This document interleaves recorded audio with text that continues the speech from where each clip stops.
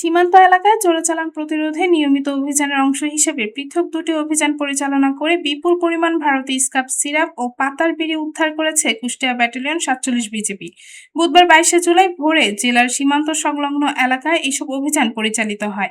BGB সূত্রে জানা যায়, ২২শে জুলাই ভোর ৪:৩০টার দিকে জামালপুর বিওপির একটি টহল দল জয়পুর চকবিল গাথুয়া এলাকায় বিশেষ অভিযান চালিয়ে ১৩৫ বোতল ভারতীয় স্কাপ সিরাপ উদ্ধার করে। এর আনুমানিক বাজার মূল্য প্রায় ৫৪,০০০ টাকা।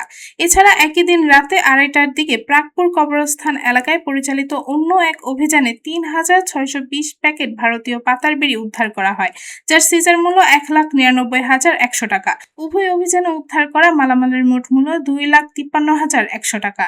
জব্দকৃত এসব পণ্য মালিকবিহীন অবস্থায় পাওয়া গেছে। সীমান্ত নিরাপত্তা রক্ষা ও চোরাচালান রোধে বিজিবির এমন কঠোর ও পেশাদার অভিযান ভবিষ্যতে অব্যাহত থাকবে বলে জানানো হয়েছে।